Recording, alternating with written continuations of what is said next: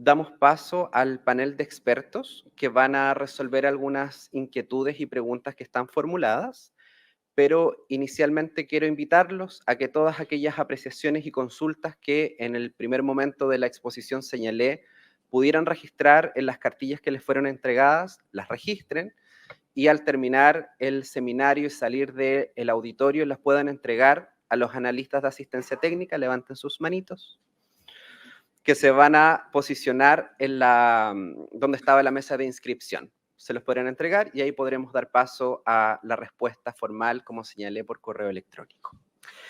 En ese contexto, invito a la señora Vania Martínez, al señor Álvaro Jiménez, a María Paz, a Nicolás y también a Jimena, que vuelva a subir al escenario y que se instalen.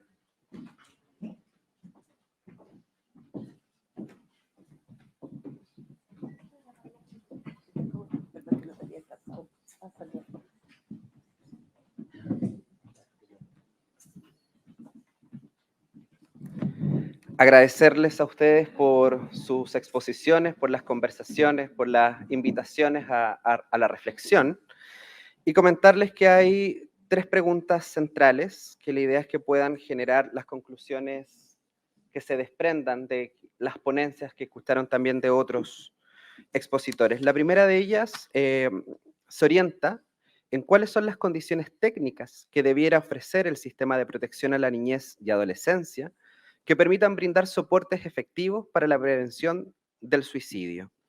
Esa pregunta está orientada a MIDAP.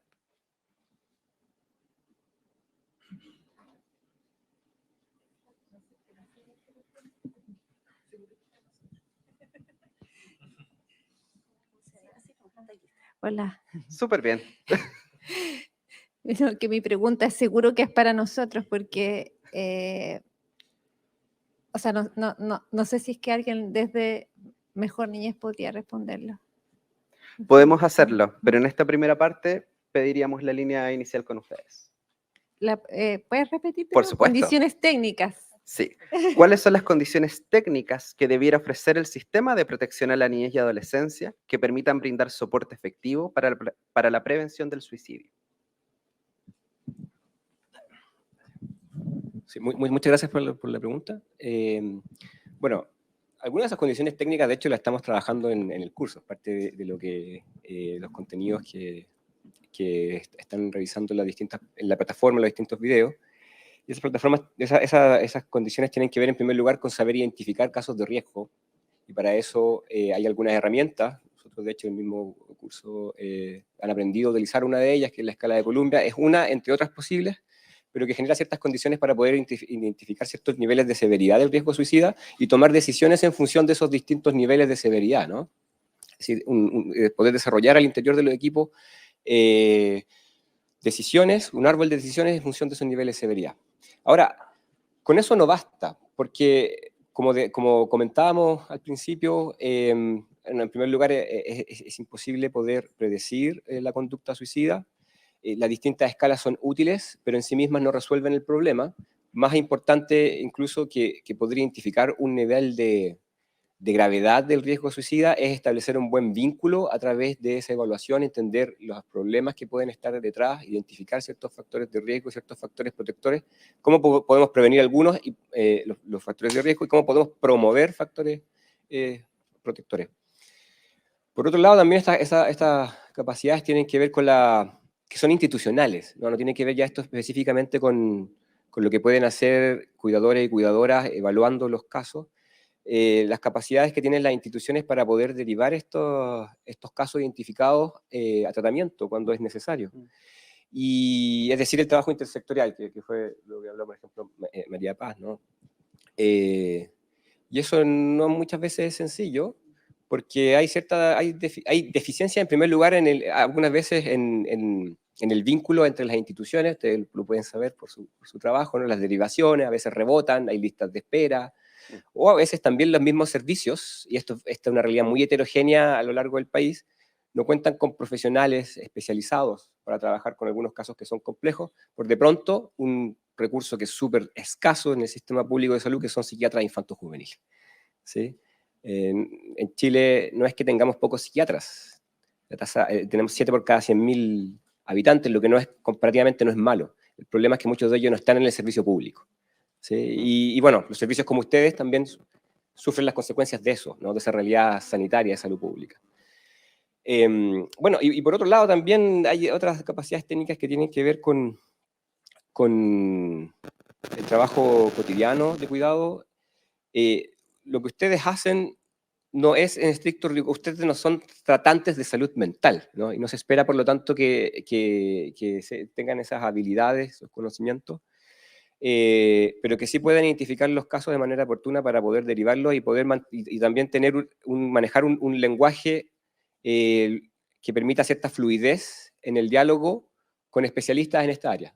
¿Sí? Y en eso estamos, ¿no? Este curso también tiene que ver con adquirir ese lenguaje que permite establecer una comunicación más fluida, y eso permite tomar decisiones de manera mucho más rápida. Esas son algunas de las capacidades que se me ocurre en este momento. Voy a tomar el guante. Creo que efectivamente el desafío en las condiciones son variadas y están en distintos niveles. Siempre centrado el acompañamiento de las personas desde una lógica pedagógica. No podemos suponer que es meramente el capacitar, como decía Jimena, soluciona todo. No es el elaborar modelos residenciales que sean ultra megas especializados, porque eso es una fantasía.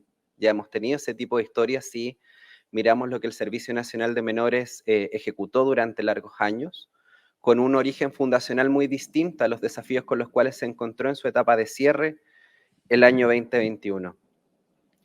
La pedagogía en general marca un hito distinto, paradigmático en cómo me relaciono con un otro.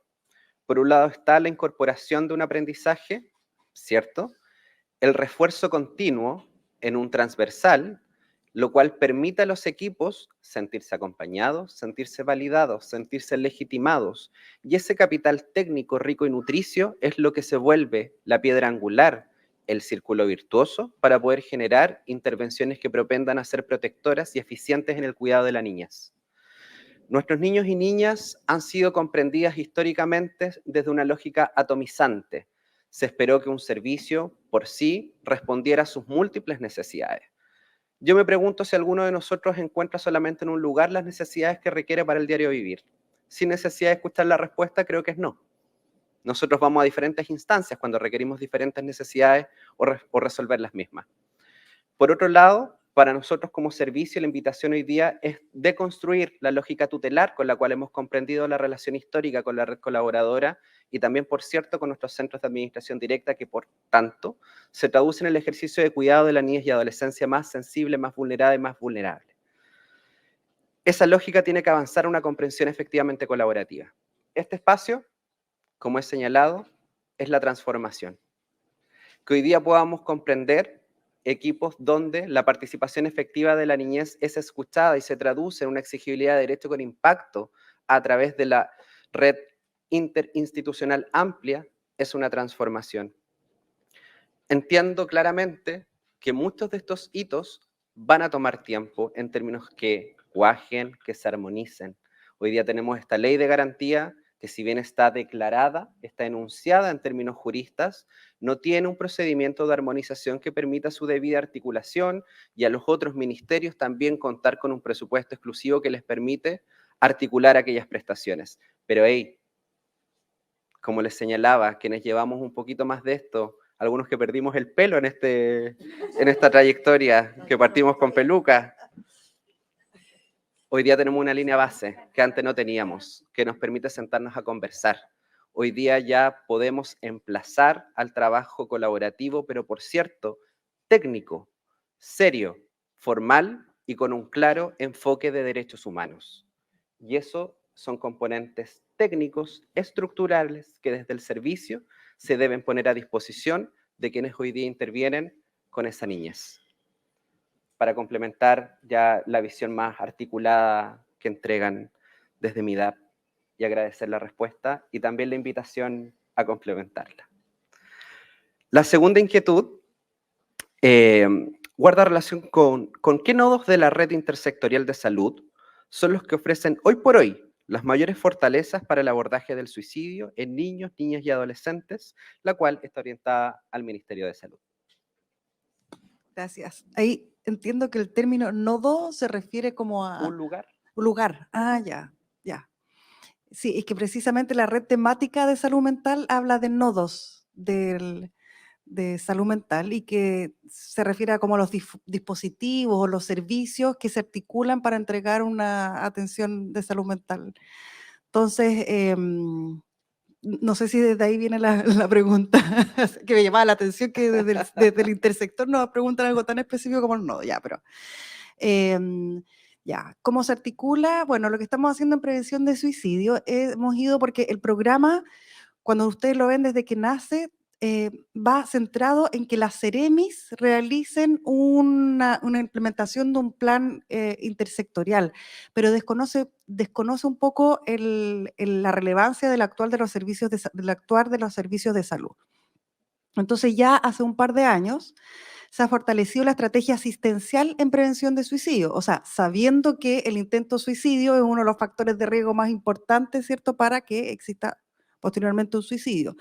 Entonces, desde ahí se han contratado en cada uno de los servicios de salud una persona específica para prevención de suicidio y para que pueda coordinar entonces los nodos de cada servicio de salud y también coordinar esos nodos, o sea, es decir, que fluya la atención entre la atención primaria, la especialidad ambulatoria y cerrada, y también la articulación con el componente del programa nacional que es Hospital Digital o Salud Responde, ¿ya? Entonces, se ha fortalecido la red, la atención en términos de que no solamente como veníamos pensando la atención primaria, especialidad, sino que también aquellos apoyos digitales, ¿cierto? A través de llamada, videollamada, notificación en la red para la atención oportuna de aquellas personas con riesgo suicida. Y además,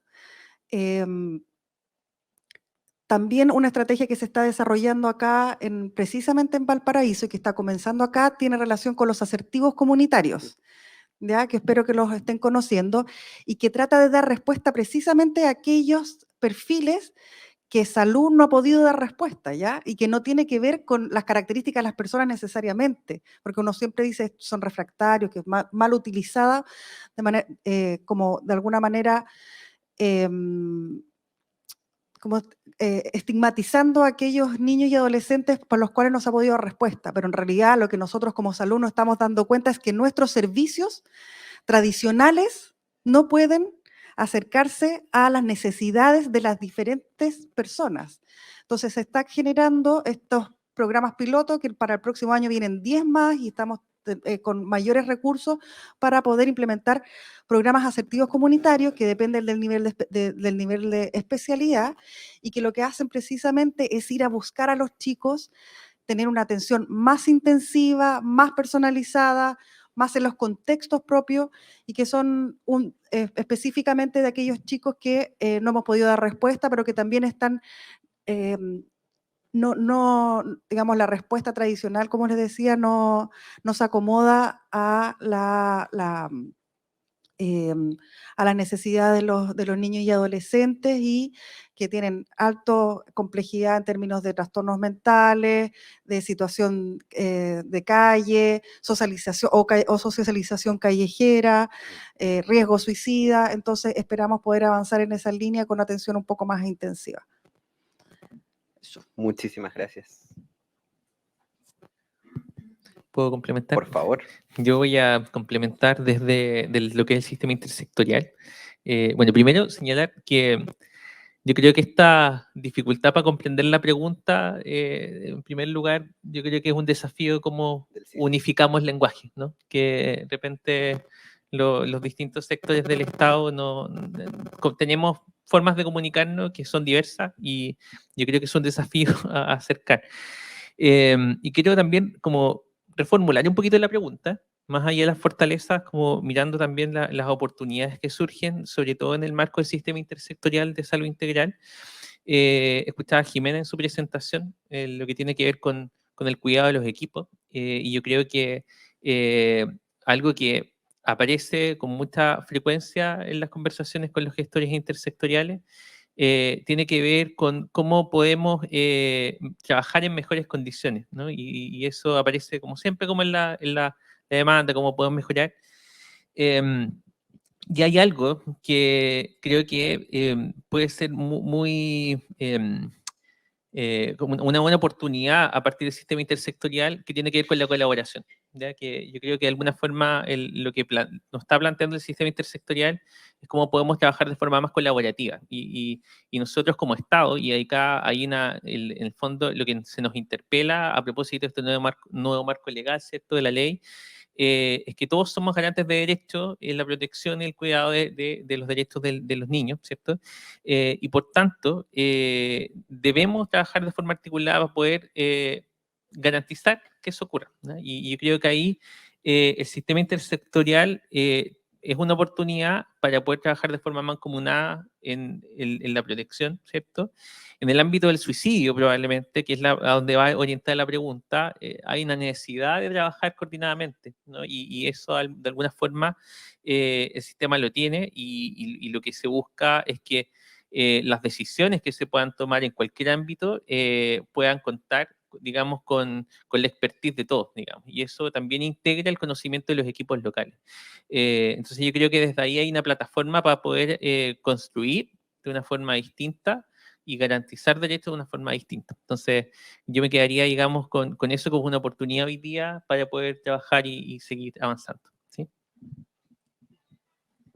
Sí, yo quiero, lo último que estaba pensando es que no se nos vaya a olvidar la importancia de la continuidad del cuidado. Sí. ¿Ya? Y ahí se toma la colaboración también, como lo decía Nicolás, pero tiene relación con aquellos, a ver, cómo va transitando el niño adolescente a través de la red de salud, pero también con los equipos del sistema de protección especializada, y qué pasa cuando va desde un servicio de urgencia, va a atención ambulatoria, después de la atención ambulatoria baja el nivel, por ejemplo, de complejidad y va a la atención primaria, vuelve, cómo se coordina con los equipos del sistema de protección. Entonces, eso es algo como fundamental para la prevención del suicidio. No lo digo como en general de que todos tenemos que coordinarnos, porque eso ya sí, pero para prevención del suicidio, para que ese chico que está en crisis podamos nosotros hacer prevención, necesitamos dar esa continuidad, y esa continuidad juntos. O sea, no solamente con la responsabilidad que tiene salud, no es como, ya, ahora tocó está la urgencia, por lo tanto ya me quedo tranquilo, ¿sí? O lo mismo para salud, ahora que ya salió de la urgencia o salió del centro de salud mental, ya no me hago cargo de eso. O sea, todos conjuntos tienen que ser responsables, tenemos que ser responsables para darle la continuidad a los cuidados, y una forma que tiene salud y que está trabajando fuertemente a través del sistema intersectorial es el plan de cuidados integrales, que es un instrumento que va a permitir plasmar de alguna manera esa coordinación y continuidad de los cuidados para prevenir, ¿cierto?, el riesgo de un nuevo intento o suicidio. Eso. Muchísimas gracias. Paso a la tercera y última inquietud, que está dirigida a Jimena. ¿Qué atributos, condiciones y recursos deben ser parte de la identidad de las organizaciones para que los equipos puedan enfrentar el riesgo suicida de los niños, niñas y adolescentes? A ver, muchas gracias por la pregunta. Lo primero que los que estamos trabajando en residencias hoy día, estamos viendo con una claridad impresionante cómo hay factores estructurales del sistema que no nos entregan las condiciones mínimas de operación.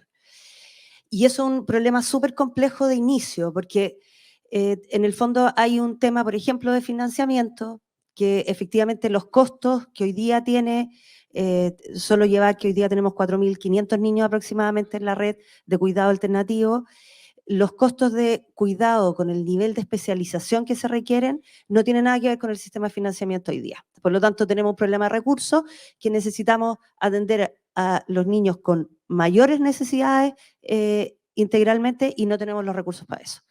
Después tenemos un problema que los que estamos hoy día estamos mirando claramente, que es la distribución territorial. O sea, no hay un diálogo entre la oferta territorial y las necesidades del territorio. Y eso llegamos atrasados todo el rato. Entonces, está sobredemandado el sistema ambulatorio, estamos sobredemandado el sistema de cuidado alternativo, no hay vacantes en los FAE, tenemos un sistema que no logra articular un territorio a nivel regional, que a mí me cuesta mucho entender que no podamos hacerlo, que es sentar a todos los actores, preguntarle a tribunales qué necesita todos los años y definir efectivamente cuál es la oferta territorial que se requiere. Después, efectivamente, hay un tema que cuando nos metemos en temas más profundos de salud mental, hay una pregunta tremendamente importante, que es decir, ¿se requieren dispositivos especializados en salud mental y protección? ¿Ese cruce se necesitan o no? ¿O efectivamente vamos a homogenizar el sistema completo y no miramos que hay diferencias? Entonces, los que estamos en terreno decimos, se necesitan diferenciación. No es lo mismo trabajar en consumo con niños con una alta complejidad en salud mental que un niño que llega por una situación de protección. Y salud vive a los niños de protección desde el sistema como si estas fueran sus casas regulares. Entonces se relacionan con nosotros como vincúlese, quiéralo, cuídelo, no hayan cuchillo en la casa, y uno empieza a decir como, a ver, sí, pero no soy su casa, esto no es una situación normal. Y por lo tanto hay una pregunta tremenda por el tipo de dispositivos que se requieren. Humildemente, desde mi posición, requerimos un tipo de dispositivo especializado. ¿Por qué? Porque efectivamente cuando hemos tenido casos de este nivel de gravedad, nos encontramos con que no tenemos las herramientas dentro de una residencia para cuidar a un niño, ni siquiera cuando aparece la ideación suicida. Entonces, creo que hay una pregunta, y que yo la dejo en la mesa también para el servicio, si podríamos empezar a repensar una diversidad de dispositivos que acoja la realidad de los niños hoy día, y que no sea tan rígida como para que en 4 años más miremos que el tema inmigrante es un tema hoy día, el tema de explotación sexual es un tema hoy día, el tema de los hijos de los narcos. O sea, nosotros tenemos una residencia que ya le quemaron el auto a la directora en la puerta. O sea, esto nos pasa, ¿sí? Entonces, no es lo mismo trabajar con niños que están con consumo a los 7, 8 años, que efectivamente un chiquillo adolescente. Entonces, hay algo que yo creo que requiere una mirada mucho más continua, de ir mirando cuáles van siendo las necesidades de este grupo chiquitito, que es, por cierto, el más grave del sistema. Por otro lado, el tema de la intersectorialidad, y yo agradezco, no saben cuánto, que esta sea la conversación, porque lo primero es que es agradecer desde el Estado la capacidad de mirar que aquí tenemos un problema, que la intersectorialidad es una dificultad para todo el sistema. Nosotros lo vemos en este espacio, pero la intersectorialidad, articular sistemas que han funcionado como silos, históricamente es difícil. Entonces, una cosa es el diseño y otra cosa es lo que pasa en el territorio. Entonces, el modelo me encanta y lo agradezco infinitamente, y les cuento que no funciona. Y los que estamos en el territorio tenemos que aprender que, creo yo, que la articulación se va a demorar un rato. O sea, la implementación de la ley nos vamos a demorar un ratito en que se ejecute. O sea, chiquillos, tenemos por lo menos 5 años antes de que podamos tener un sistema más articulado. Pero la pregunta es, ¿qué hacemos con nuestros niños hoy día? Y esa articulación, yo creo que estos gestores intersectoriales del terreno se transforman en personajes súper clave. Porque la conversación, y no sé si les pasa, pero cuando tenemos un problema, lo que nos sirve es ir a hablar con la Andrea, que es la secretaria, o que es la persona que está en la urgencia y que ya nos conoce. Y si necesitamos el tema de los medicamentos, es la señora Francisca la que los entrega. Somos personas. Esta red se articula en conversaciones basadas en vínculos y en personas. Por lo tanto, mientras esto no pase, lo que necesitamos es articular la red desde abajo hacia arriba y desde arriba hacia abajo. Si nos sentamos a esperar que se articule, chiquillos, no tenemos para cuándo. Tenemos un rato para esperar, y por lo tanto, lo primero es agradecer que hay políticas que están mirando la necesidad de la intersectorialidad, pero hoy día tenemos que resolver qué pasa con nuestros niños hoy día. Y por último, hay un tema que para mi gusto tiene que ver con qué es lo que hacemos los equipos con estos casos, y yo me tomaría un poco de las presentaciones de la mañana. nuestros niños se sienten solos. O sea, hay una vivencia de no haber sido vistos, de que no le importo a nadie. No soy importante para nadie, en realidad. Por lo tanto, si yo dijera dónde hay que invertir nosotros, primero, como primer lugar de prevención, en los vínculos. Yo sé que lo sabemos, pero ese es un lugar. ¿Quién es la persona que mejor se vincula al equipo con esa persona? Nosotros, por ejemplo, estamos eligiendo los tutores de resiliencia, que hay alguien desde la llegada que está como principalmente vinculado. Pero escuchamos quién es la figura de vinculación para ese niño. O sea, escuchemos con quién mejor se lleva. Y esa persona también es significativa. De repente es la persona del aseo, es la señora de la cocina la que es capaz de regularla mucho mejor. Y en ese sentido no lo vemos. Y parte del psicólogo porque creemos que él es el que tiene el mejor vínculo. Hay que dedicarle tiempo a los niños y los niños requieren presencia. Y volvemos al tema inicial. Presencia significa que estoy aquí contigo, no estoy pensando en el informe, ni en lo que tengo en tribunales, ni que tengo a mi mamá enferma. No es por deslegitimar ese espacio, sino que simplemente yo sé cuando hay alguien presente y me está escuchando. Yo lo sé, lo siento. Y ese lugar va a salvar una cantidad de vidas enorme. Entonces, hay un sistema, pero hay algo que se juega en el chiquitito, en la cancha chica. Y eso es responsabilidad de los que estamos aquí sentados. Esa no es delegable y ahí creo que tenemos muchísimo que hacer desde la residencia. Eso, perdón lo apasionado.